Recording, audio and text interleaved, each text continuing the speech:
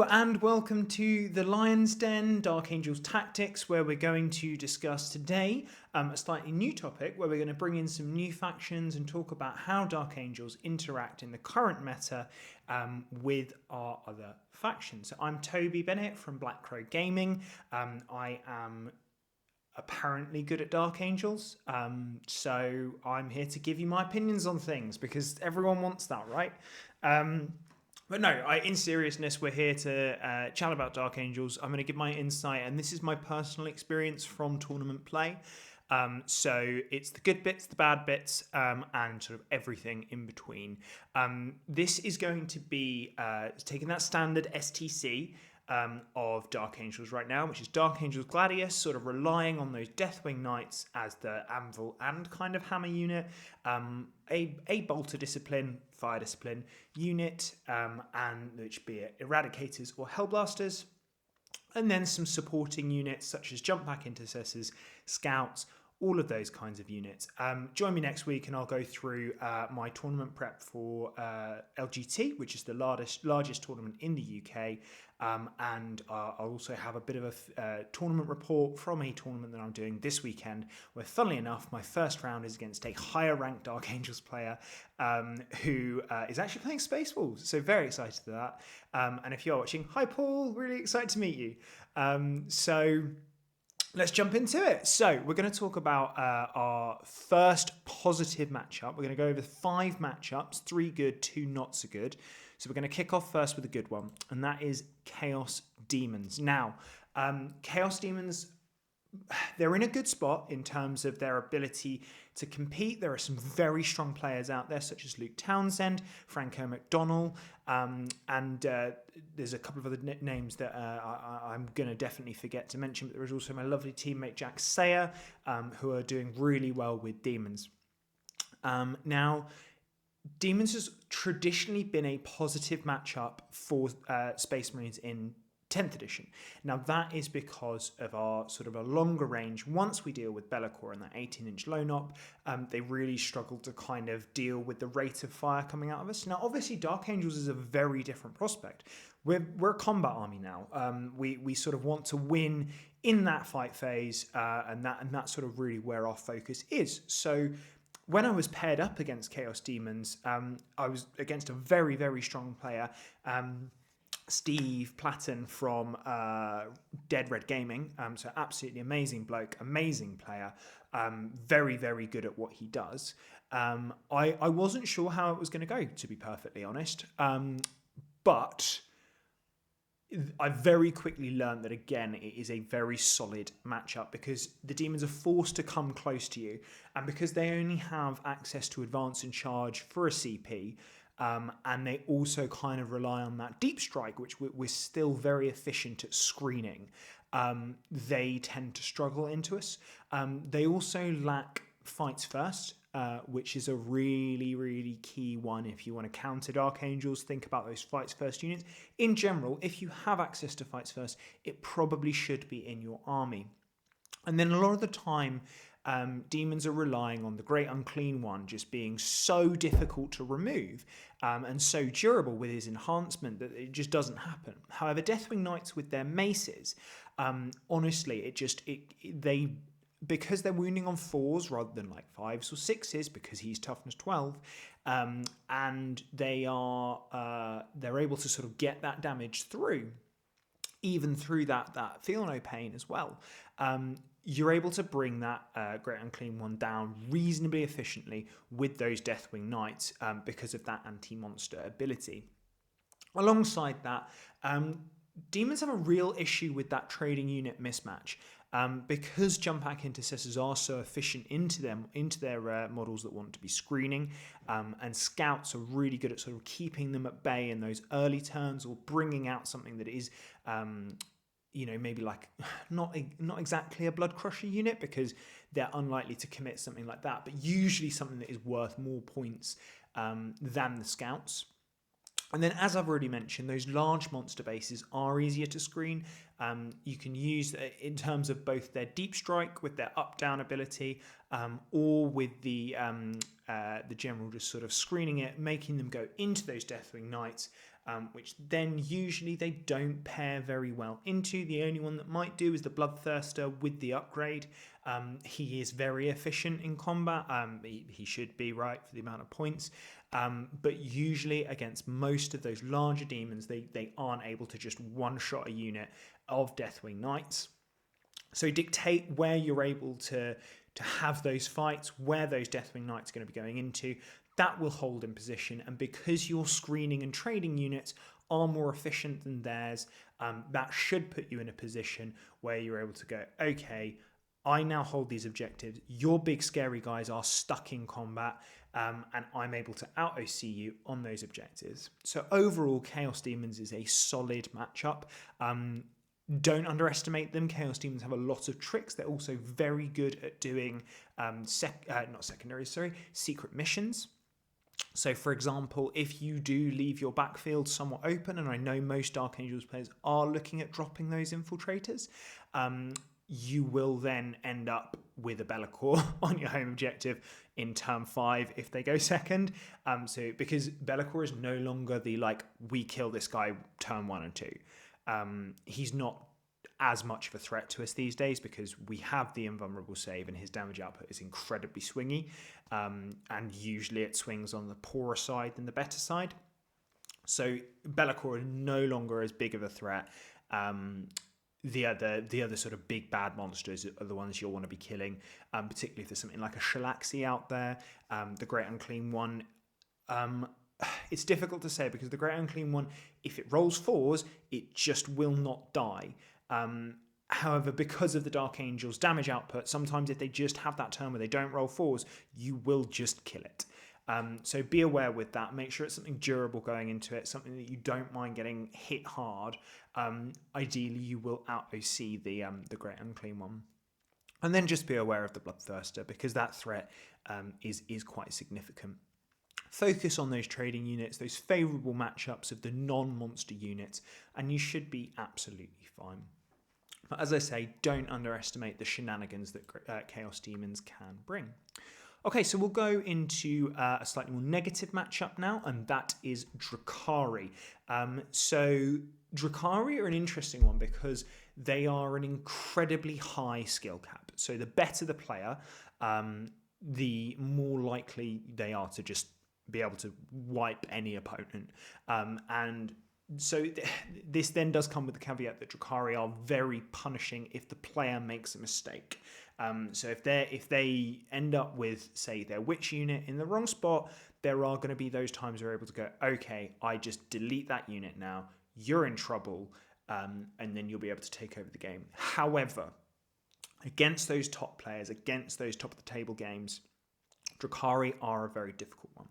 Now, they've got access to a lot of fights first in both Lilith and her witch unit, and the Court of the Archon. So with 2 efficient fights first units, that's quite difficult for us to sort of look at and go, okay, how are we going to line up these charges? Because we can't guarantee that our units are going to survive, even with the survivability of Deathwing Knights, even with the survivability of the Librarian ICCs, it becomes a lot more difficult for them. Now, a lot of the time, we're also relying on our durability, but the anti-infantry keyword out of sort of the splinter guns out of Lilith, it becomes a huge problem very quickly. And because Sky Splinter often has that +1 to wound, because they've just jumped out of a vehicle, that can cause some real issues for us.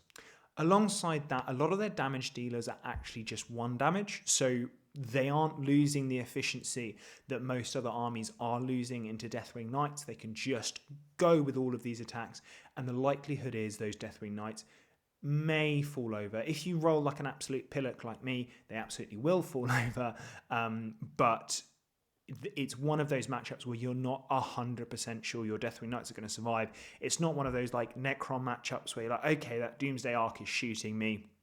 That's fine. On average, it kills 1 and puts 1-1 wound. That's okay. However, this is not. So because they're fights first, They also have the enhancement in Sky Splinter that you can't overwatch a unit, which can really mess up where you want to get those Hellblasters, because Incubi are incredibly efficient into 2-wound Space Marines.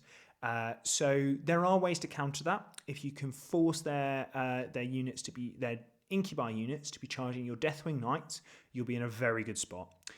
Because they're wounding on 3s, they're dealing 1 damage, and they're probably all dying on the clapback. So if you're able to sort of navigate to that position, you'll be in a really good spot. However, because of the speed of Drukhari, a lot of the time they're dictating the pace of the game, and it can be really difficult once you're kind of in that hole. If they have like one big good turn, it puts you at a real disadvantage. So there's some serious, I wouldn't say, well, yeah, no, I would say issues, because it is quite a poor matchup. And again, we've discussed in previous videos that Gladius is a CP intensive detachment. It's why Azrael is so good in it. However, the Archon is fights first. He's not fights first. With the Court of the Archon, he is fights first. It's likely he will be with one. He's able to get forward, lots of different abilities with that Court of the Archon, some really nasty ones.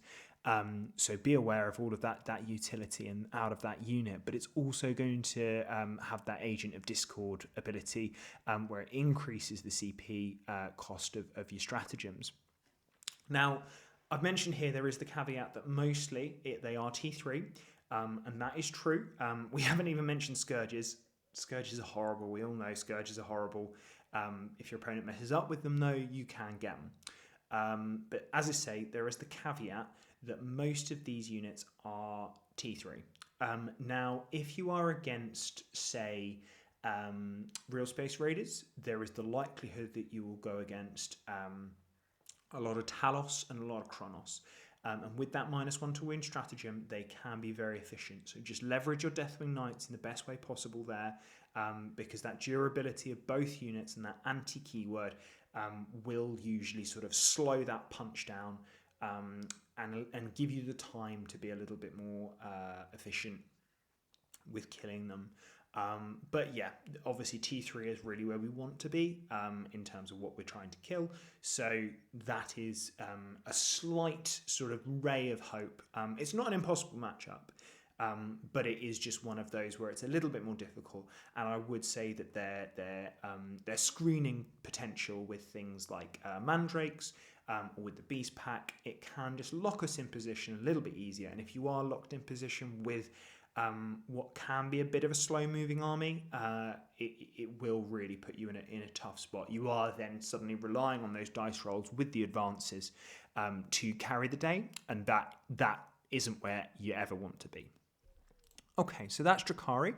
We'll go on to the Astra Militarum, which I would say are a good matchup currently. And that is because they are that T3 problem with their infantry. You're able to just tenderize most of their sort of infantry, be they Tempestus Scions, be they just lots of big infantry squads. They're reasonably efficient in terms of going through them. We're almost always wounding them on 2s, which then opens up the avenues for us to use our Lance stratagem into their tanks, which, because we're strength 6 and all of their tanks are like tier 11 apart from the Rogals, we're wounding them on 5s, which will then go to 4s with our big old swords. And then obviously because we have the anti-vehicle word and it's -2, we're sticking them back onto 4-ups, and we're doing a lot of damage to these tanks. So Astra Militarum overall are a really strong matchup because of that. And then once you tag, say, their tanks, and you've killed Lord Solar, if they sort of have to push him forward, and a lot of the time, because of what's coming at them, they have to push him forward. And if they don't, they will just lose on primary. They really struggle with those negative modifiers. So once you've tagged it, it's -1 to hit. Suddenly they're hitting on 5s instead of 4s, and they can't order. It puts them in a really difficult spot. So that is well worth thinking about, how you're able to sort of negotiate your opponent's into difficult positions for them to come back from. Jump back intercessors are absolutely brilliant at this. They will do a couple of mortal wounds, and then most of the time they will just sit there doing nothing into these tanks, but they'll just be a bit of a pain in the backside until the multi-melters clear them out. So that will delay your opponent, keep them in one spot, and just allow you to sort of build your board presence. Now, this comes with the caveat on the other side that Bullgrin are an incredibly efficient unit into Dark Angels. A lot of our damage is damage 2, so they're halving our damage potential, and those Bullgrin do not like dying. If you're going up against Bullgrin and you have, say, the Eradicator block, it's difficult because obviously there's a lot of good targets for those Eradicators in the Astra Militarum lists with all those tanks, but take a turn to deal with the Bullgrin as much as you can, because otherwise you might get held up, and that will cause you issues, because then they can advance their plan, they can dictate where their tanks are, and that will be a problem. However, apart from those Bullgrin, they do tend to be very poor in combat. So as soon as you close and as soon as you get into their lines, they are going to really start struggling. And obviously that, as a combat army, is a really good spot to be in. And because we chew through them so efficiently, that does certainly help. What you've probably ascertained from this sort of description is that once they have been disrupted, Guard really struggle. So those key resources going down, so the tanks starting to falter, the tanks being out of position, Lord Solar going down early, his Master Voxman just going down. These are all things that will cause real issues for a Guard player. Suddenly their resources can't interact as efficiently on their own as they're meant to, right? They're not meant to be sort of these single entity, this infantry squad's great, like that kind of thing. They are meant to be a tactical machine all moving together. So if you're able to disrupt that, which Dark Angels are really good at doing, that's when the Guard will start struggling. Guard, I would say, are a good matchup. You do have to be a bit careful of those Rogel Dawn main guns. They are 3 damage, going down to 2 into our Deathwing Knights, but they will flat kill a ICC, and it will only take 2 shots to kill a Deathwing Knight. So those are all things worth bearing in mind. Now we're going to go on to, I would say, probably the toughest matchup, and I think a lot of people would just say this is their toughest matchup in general, regardless of army, and that is Adeptus Sororitas, Sisters of Battle. Now, we know that their rule set is just a little bit too good. Their points somewhat reflect that, but they are still a little bit too good. When the next MFM comes out, this might be obsolete, because I can imagine they're going to get quite a few rules rewrites. I know from some discussions that I've had with some others in the community that there is a likelihood those rules will get a bit of a rewrite, which I think is healthy for the community.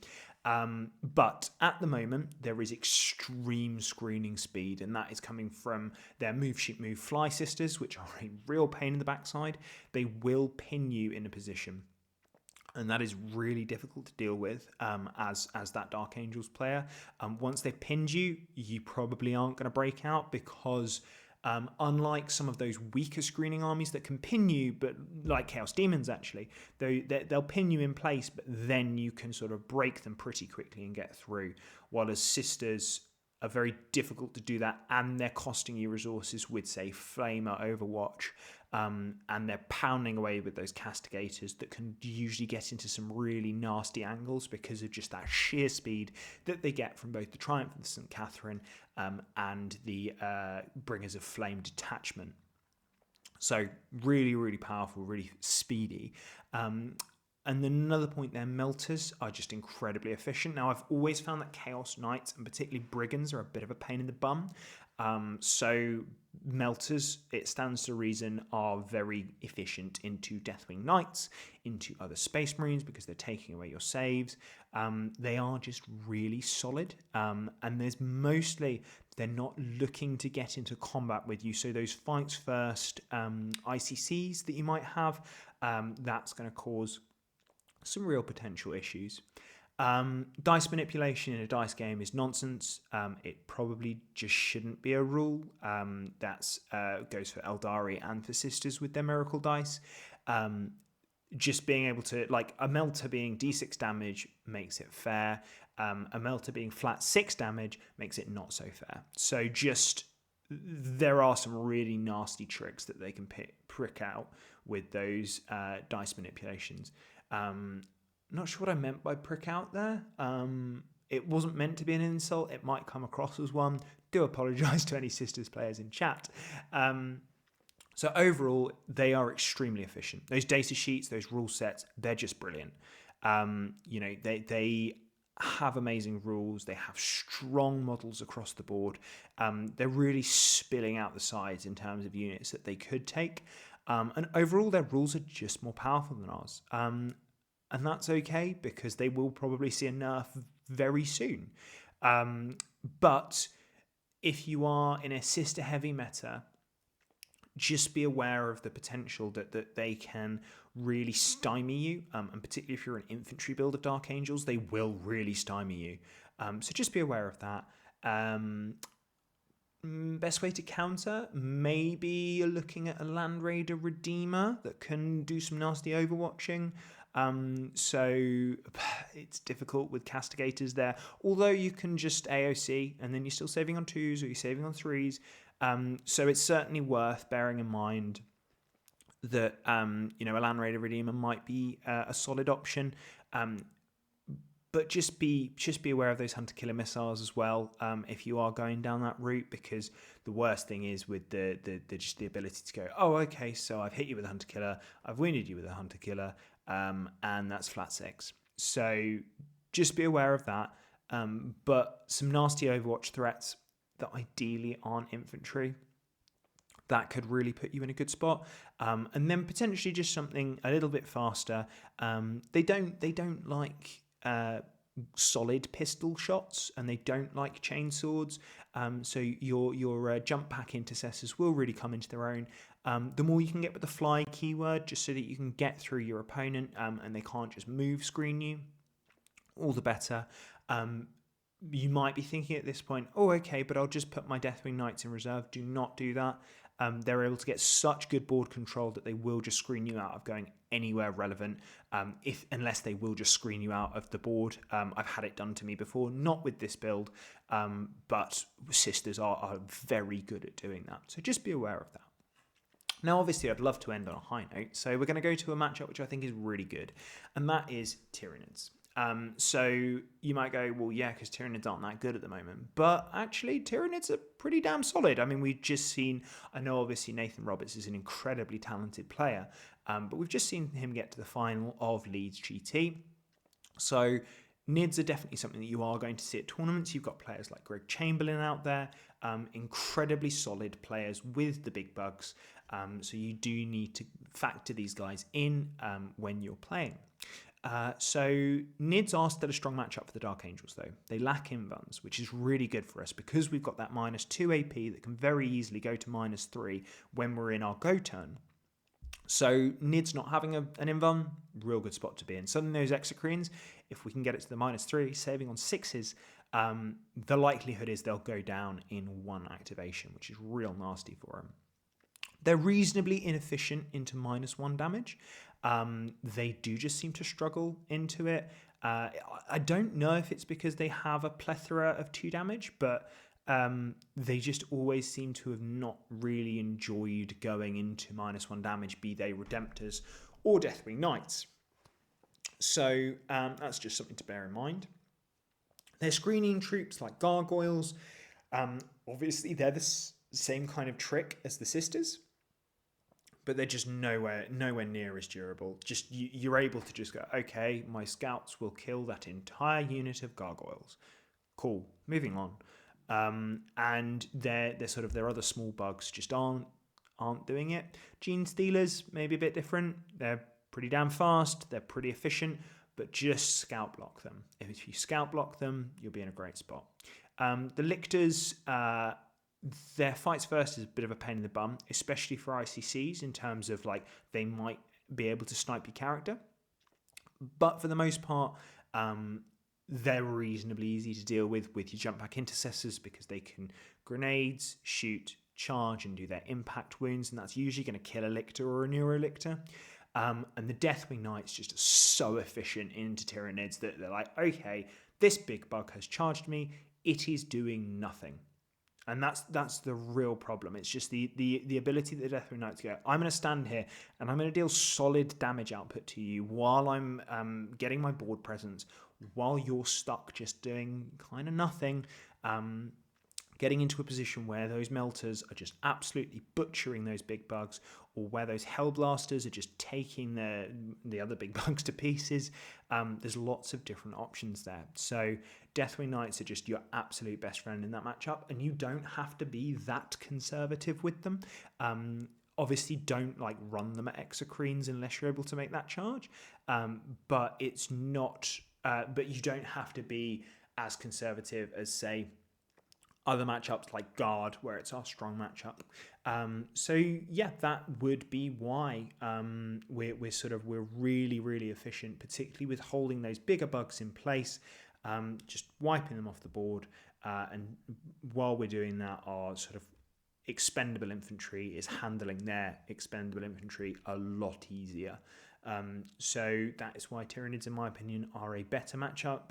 Although I'm sure the next time that I see Greg, I will pair into him and he'll beat the ever-living Jesus out of me, because he always does. Although one of those times was with really broken Eldari, so... Okay, so we're coming to the end of the video now, so I hope this was really useful. I really enjoyed doing this one, actually.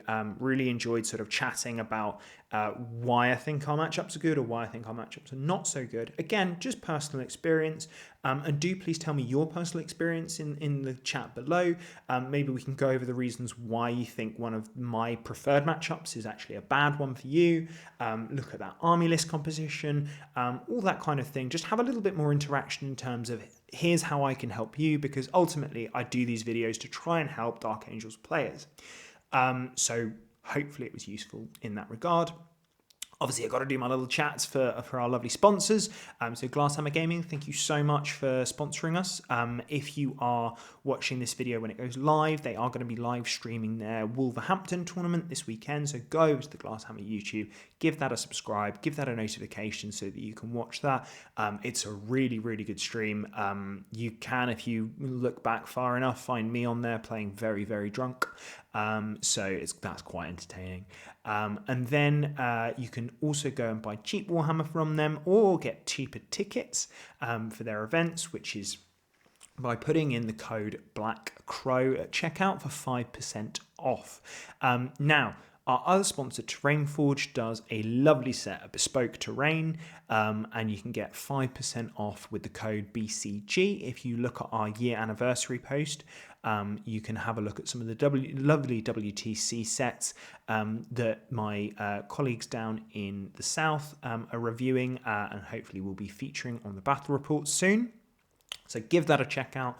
And then for us, give this video a like, give us a subscribe, and hit the bell notification so that you can always see when we post content. We're posting a lot of content at the moment because things are actually going really well in terms of our growth. So thank you so much for you guys for doing that, because the Dark Angel series has been, it's really taken off, and it's really helped in terms of growth and in terms of confidence for producing more content.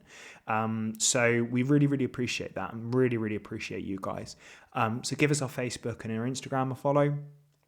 We've got a Discord, which you can go ahead and join, and then let us know what you thought of this video, what we can do better, and how you would like to see the channel growing. We always respond to comments. We want to hear your feedback, and we want to have those conversations with you. And if you do see me at a tournament, please do come over, have a chat. I love to talk about toy soldiers. Shockingly, who'd have thought, right? But yeah, really appreciate everyone. Thank you so much for watching. I've been Toby from Black Crow Gaming, and stay loyal.